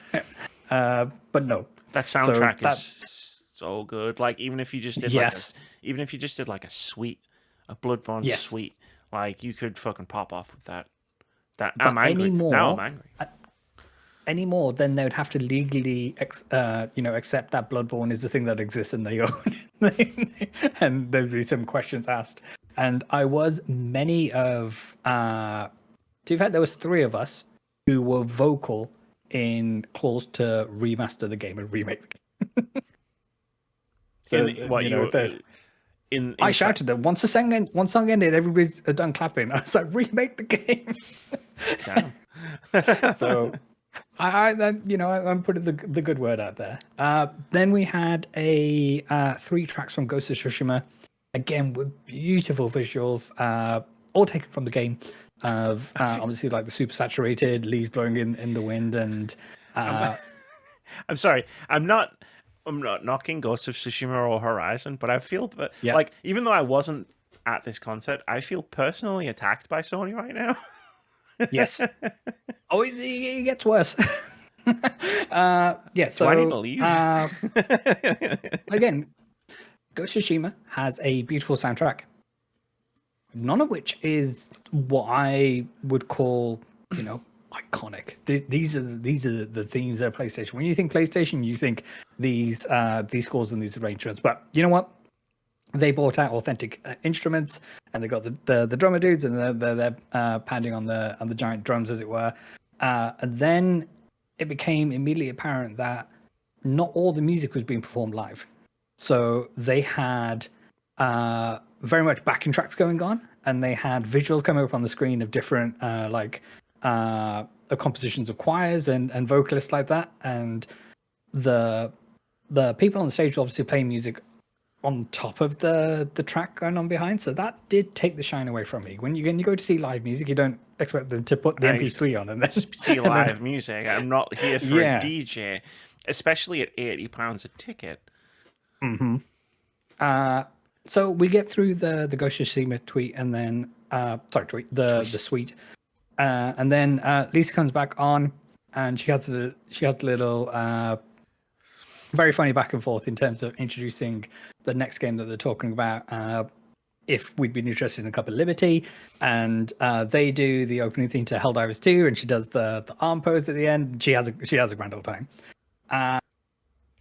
Then we have intermission. So we're about an hour into the show now. And we was like, okay, this is a interesting selection of games for how you open a PlayStation console, one that we haven't had since 2016. And I was very lucky to go to that one, and had a whole litany of stuff which is, for some franchises which are no longer owned by PlayStation. But last time out, they opened with Crash Bandicoot, and they had playing on the steel pans, and it sounded awesome, all the rest of it. But I was like, you know what? There's plenty of show to go. Let's see what they come back with. They come back and they open with Uncharted. Great choice to do that. They play 2 tracks, which is essentially the same. So they play the main Uncharted theme, and then they play Drake's theme from Uncharted 4, which is the same song again, but slightly different arrangements. But everybody's vibing out to Uncharted, and it's a good old time. Then we have possibly the longest suite we have of Last of Us music, where they have one of the band members come out, and they have a very intimate spotlight on him, and he's playing an instrument equivalent to the banjo. I'm not entirely sure what exactly instrument it was, but I can already hear the song. Yes. So they do the theme, and then they play some music from Left Behind, which is really beautiful. They play No Escape, which always makes me cry. And then the stage goes black, and a few other band members come forward, and they play Little Sadie, which is the song from the dance scene from The Last of Us 2. And that was awesome. Everybody's clapping along. Grand old time. Then Journey shows up for one out of the blue 2-minute segment. I was like, okay, we're seeing this. What other stuff are we going to be seeing? So that kind of got the hopes up in terms of you're not just doing the prestige titles, which may have sold millions, and kind of the iconic ones. For sure, Journey is a iconic title for not for just indie games, but for smaller experiences as well. But we only got like 2 minutes of that. Fine. Then they hit us with a God of War suite, which was powerful. But I will say, when they did this in 2016 with a full live choir and a 40-piece orchestra, sounded much grander. And whilst vocalists did their very best, it didn't quite have the same impact for me. And again, the visuals are stunning, using Santa Monica as imagery from the games. But yeah, by the time they got to the third song from God of War, I was like, okay, we get it. God of War, Bear McCreary popped off. Right. What else have we got? And then they say, and now we come to the end of our show, and we're going to bring you just a little guy who's, who took the world by storm last year, and they played 2 songs from Astrobot. They played the GPU song to open up with, and then they played Astro's theme from Astrobot themselves. And then there's like, okay, Amy. Did Muse perform the theme from Astrobot? They did not. Got him. Then so everybody, being polite people that we are, we gave them a standing go. And that was the end of the show. And then there's like, oh, for encore, we got one more thing to do, because how could we forget someone amazing And then I shouted, Spider-Man! Then they played the opening theme to 2018 Marvel Spider-Man. And yeah, that was awesome. But then the show actually ended and they kicked us out.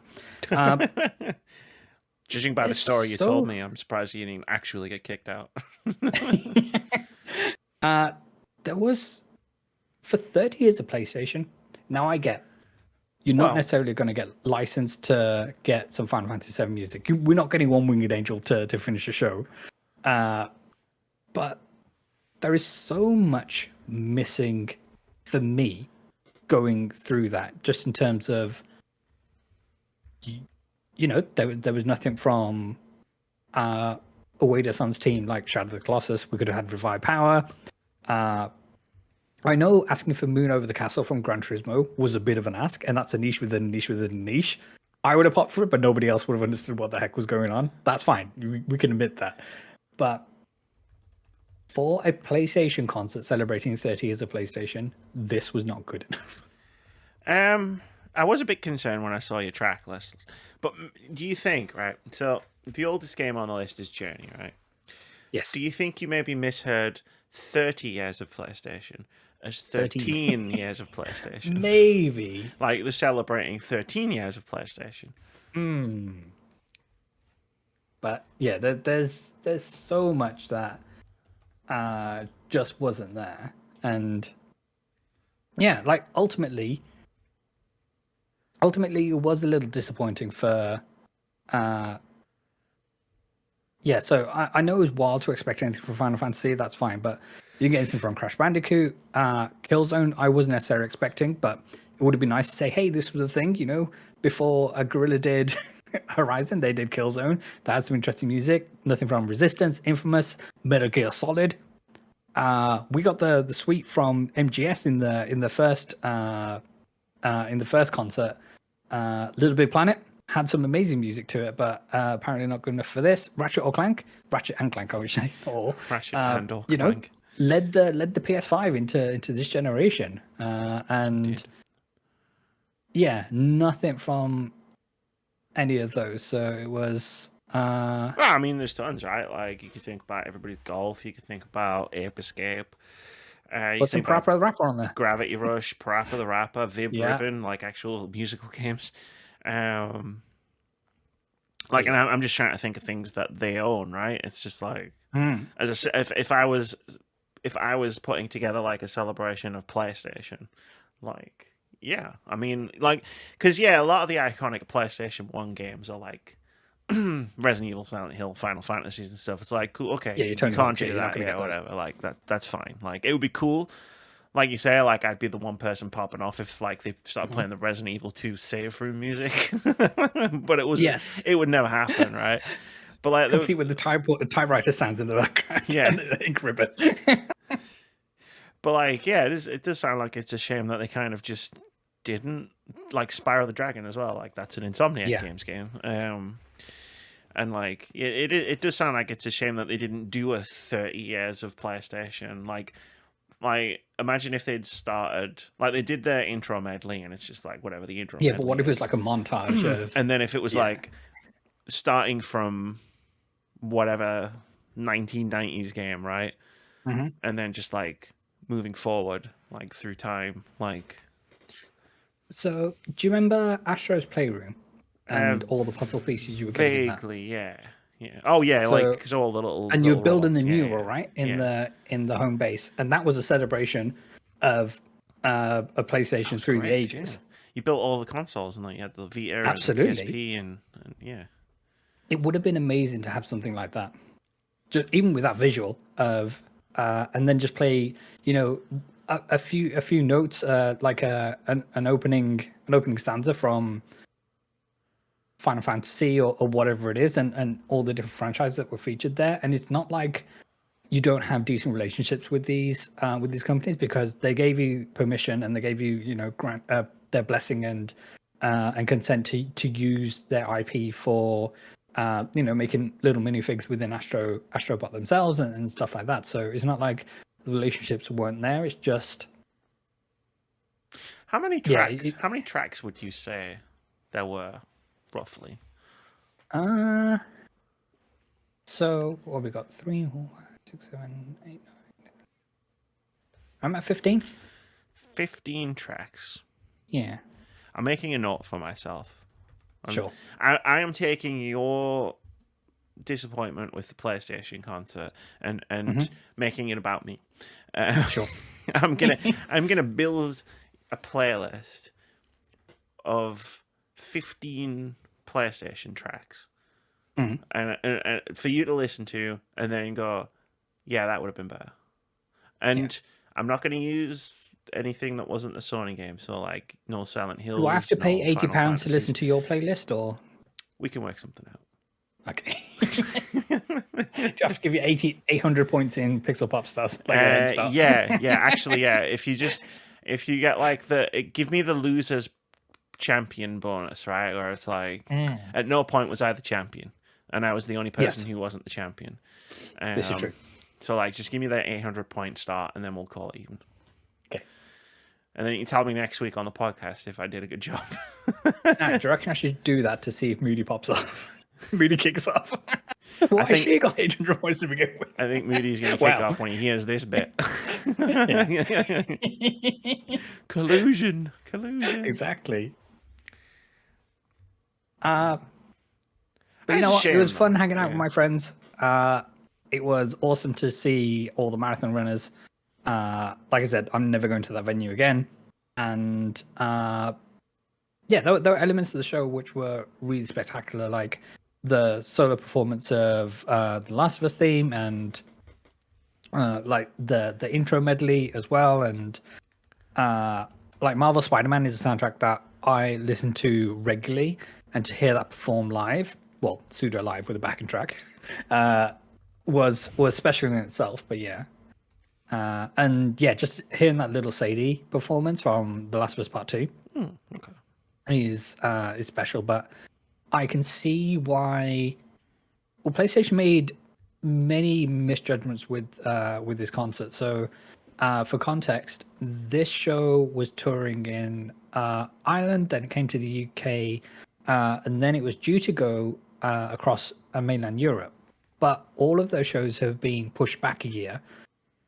Critically, not cancelled, so people haven't got their ticket money back. It's just been pushed back to next year, because what they've done is they've booked venues and haven't sold enough tickets to justify the cost of hiring these venues at. So they're pushing back the actual concert itself until next year. So who knows? Maybe they'll take this feedback on board, because Push Square, they did Aaron Bain.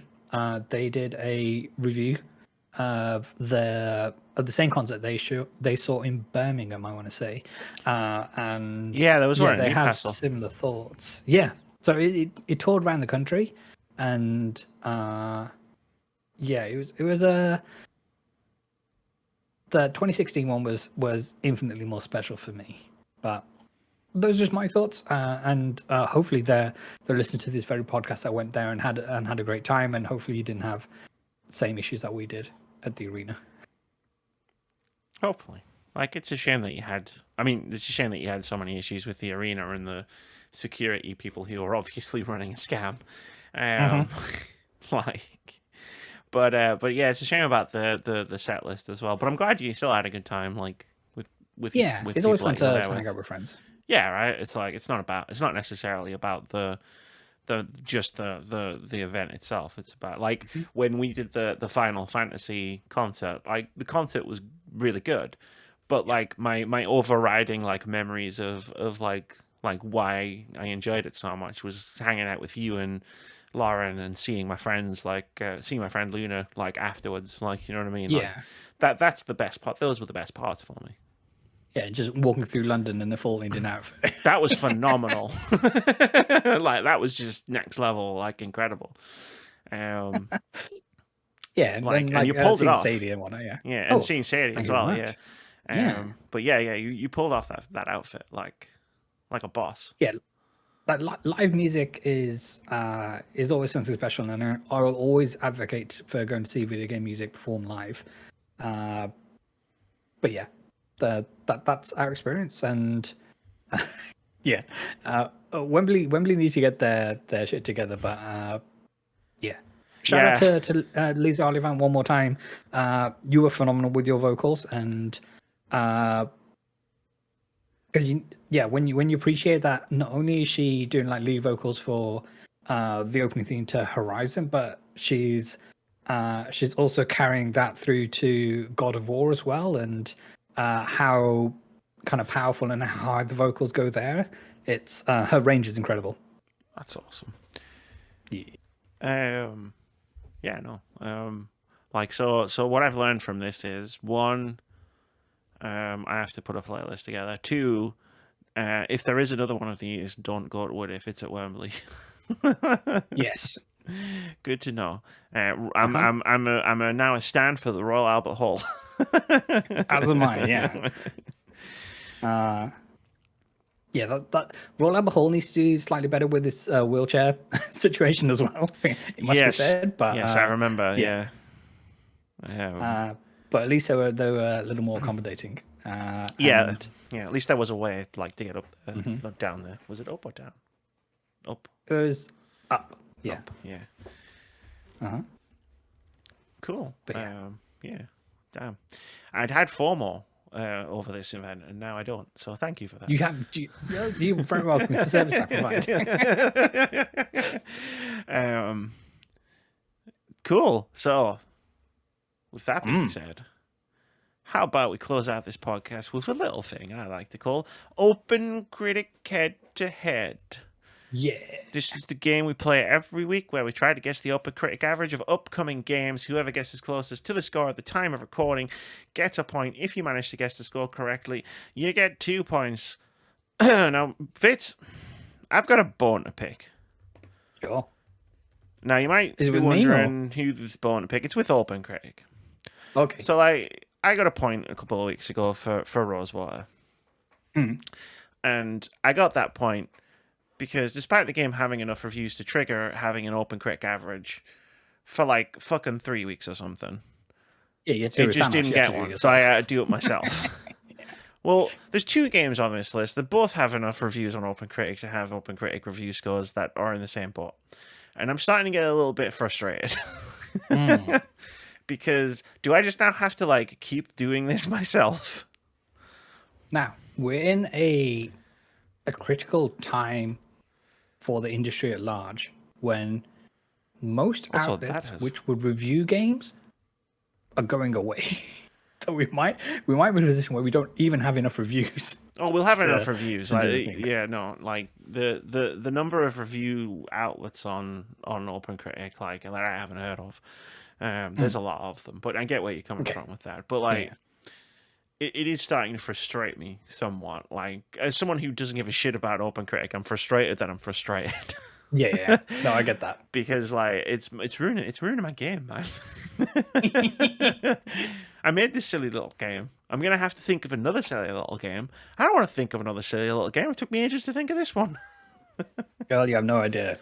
Try planning 2 seasons of Pixel Pop Stars or all silly little games. No, I don't want to. For those exact reasons. Because you'll have annoying people like me going, "Oh, Vitz, I don't like this game. I can't do it."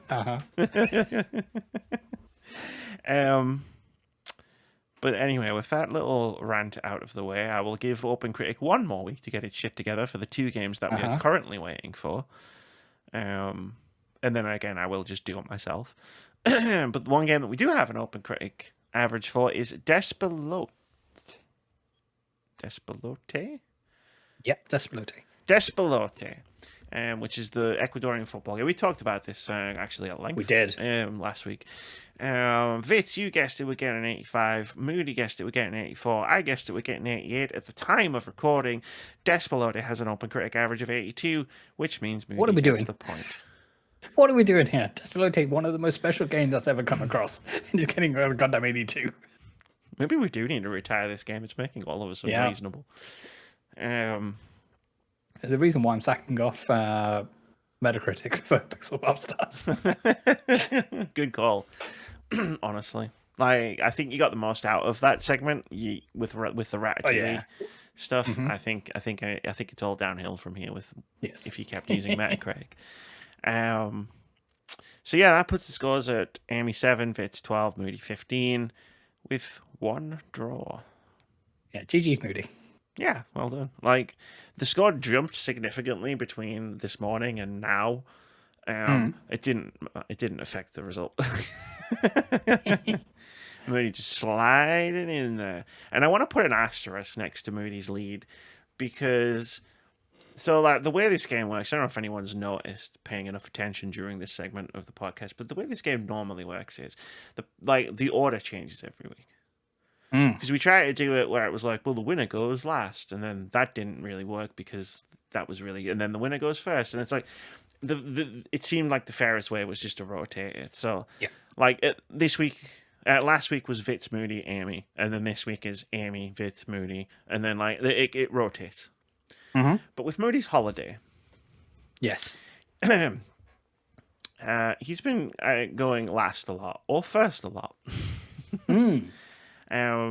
Sometimes he gets days to think of these numbers. So I don't know. I think we should put and he's going to get real mad at me for saying this, but I think we should put an asterisk next to his lead.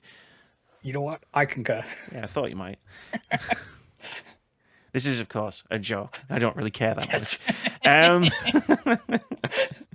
just anything to tell Moody before Pixel Pop Stars. This is Amy. I'm just trying to get in his head. I've got to beat him at Pixel Pop Stars, or I'm never going to hear the end of it.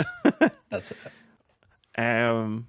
This week, though, we're going early on a game. It's not coming out next week. It's coming out the week after. Doom, The Dark Ages. Moody's already put a guess in. 88. Never fails. So I've heard. That was the one that came up. What do we think to Medieval Doom? I mean, you've heard me talk about Doom a couple of times. Doom: The Dark Ages specifically, and how much I'm not vibing with what they're throwing my way. Do I let that influence my answer here? That's the question. Yeah, because it's not what you think; it's what It's you not think what the I critics think. think. It's not what the people think. It's specifically, and I say this all the time. Like I say it to everybody when they're picking their Fantasy Critic games for the Fantasy Critic League, and they never listen to me, and then they're always like, "Oh, I believe this game didn't review well," and I'm like, "I can." Like, there's tons of games where, like, I think it's amazing, but I know they're not going to think it's amazing. So it's like, yeah, do I listen to myself and be like, I'm not vibing with it, but maybe I'm wrong. You know, like, there's only so much you can learn from developers talking and trailers and shitty puns at showcases, which is not a criticism. I love a shitty pun. Just ask Fitz. And also there's my whole thing this season of like, I'm gonna be the optimistic positive one. It's not going well for me, but I'm doing it.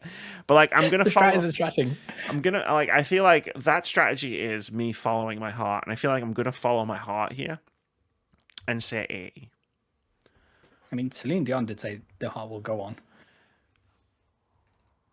Okay, so we got ourselves a bit of a gulf we can slip into. No, can I redo that?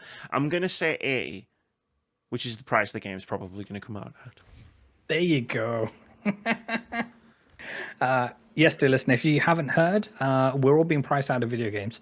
It is now only for the elite. It was probably only ever for the elite to begin with, but now it really is only for the elite. I have some shit to say about this. Tune in for next week's episode. Yes. So, Doom: The Dark Ages. Let's go 82, please. Cool. Cool. Yeah. Cool. I'm just not vibing with it. The whole stand and fight thing, the whole QTE based combat. It's just like, that's not what I want out of my Doom game. And like, people seem to be vibing with it, so I'm not like, that's fine. Like, you can like what you like, and like. But this is specifically like a segment of the podcast where I have to air my opinion. Like, my opinion actually counts here. Yeah. But yeah, no, I hope I'm wrong. And the game is amazing, and everybody loves it, and it makes a bazillion. I was going to say dollars, but I mean, dollars aren't worth as much anymore. I hope it makes a bazillion yen or euros or whatever like currency is doing well, and I hope everybody keeps their jobs. And I like being wrong in situations like this.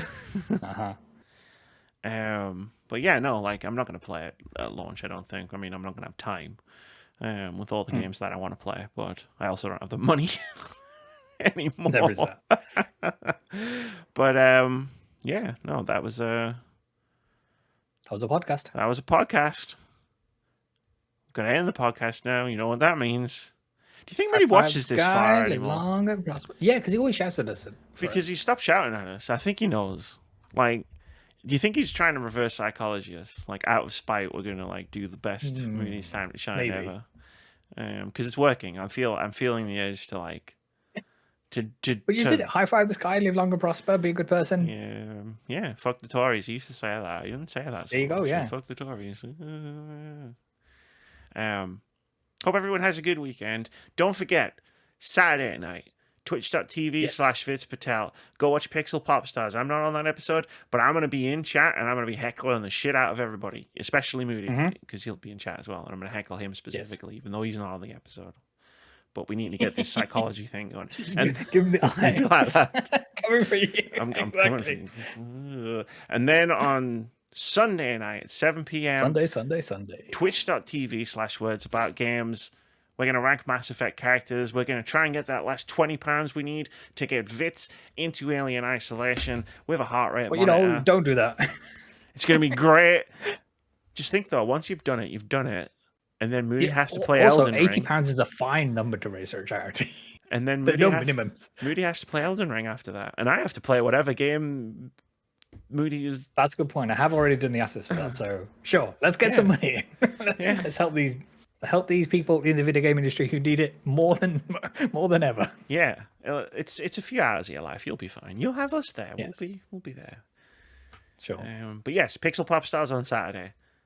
Words About Games on Sunday. And we'll see you next Friday. Peace.